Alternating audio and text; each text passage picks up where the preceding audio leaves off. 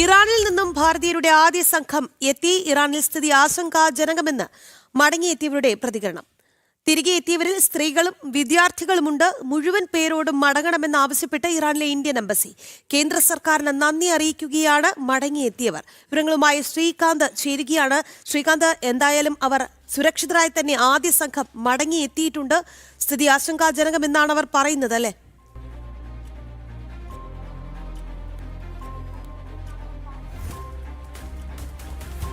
രാഖി, ഇന്ത്യയിലൊരു സർക്കാർ, നരേന്ദ്രമോദി സർക്കാർ സമാനമായ രീതിയിൽ ഏത് പ്രതിസന്ധി ഉണ്ടായാലും നമ്മുടെ പൗരന്മാരെ സുരക്ഷിതമായി നാട്ടിലെത്തിക്കുന്നതിനും അവരുടെ സുരക്ഷ ഉറപ്പാക്കുന്നതിനും അങ്ങേയറ്റം പരിശ്രമിക്കുന്ന സർക്കാരാണ് എന്ന് നമ്മൾ പലതവണ കണ്ടതാണ്. ഏറ്റവും കൂടുതൽ യുക്രൈനിലടക്കം ആ വിഷയം നമ്മൾ നേരിട്ട് മനസ്സിലാക്കുകയും ചെയ്തു.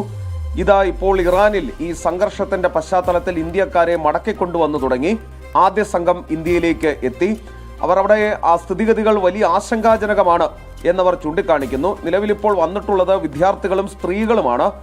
ചില വിദ്യാർത്ഥികൾ മടങ്ങാൻ കൂട്ടാക്കുന്നില്ല. കാരണം അവിടെ പരീക്ഷാകാലമാണ്. അവർ ഇത്രയും കാലം പഠിച്ച വിഷയത്തിൽ ഇപ്പോൾ പരീക്ഷ നടക്കുകയാണ്. അതിനാൽ അത് കഴിഞ്ഞിട്ടെത്താൻ വേണ്ടി നിൽക്കുന്ന ആളുകളുമുണ്ട്. പക്ഷേ ഈ മടങ്ങി വന്നവർ ചൂണ്ടിക്കാണിക്കുന്നത് പുറത്തിറങ്ങി നടക്കുമ്പോൾ അല്ലെങ്കിൽ പുറത്ത് വാഹനത്തിൽ പോകുമ്പോഴൊക്കെ തന്നെ പ്രക്ഷോഭകർ തടഞ്ഞു നിർത്തുകയും അത് വലിയ പ്രശ്നത്തിലേക്ക് നീങ്ങുകയും ചെയ്യുന്നു എന്നാണ് അവർ പറയുന്നത്. അതായത് ഒരു സുരക്ഷിതമായ സാഹചര്യം ഇപ്പോഴും ഇറാനിലില്ല.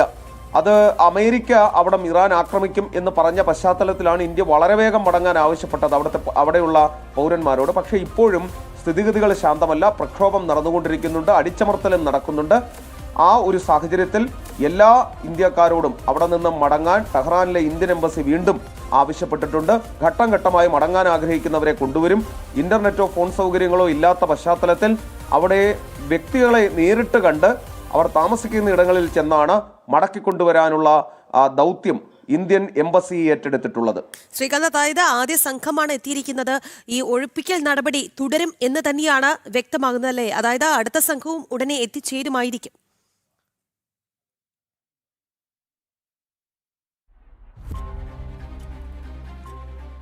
തീർച്ചയായും രാഖി, കാരണം ആദ്യ സംഘം എത്തി. അതിൽ സ്ത്രീകളും വിദ്യാർത്ഥികളുമാണ് കൂടുതലായുള്ളത്. ബാക്കിയുള്ള ആളുകളെ ഐഡന്റിഫൈ ചെയ്തുകൊണ്ടിരിക്കുന്നു. തൊട്ടു പിന്നാലെ അവരെയും എത്തിക്കും എന്നാണ് അറിയിച്ചിട്ടുള്ളത്.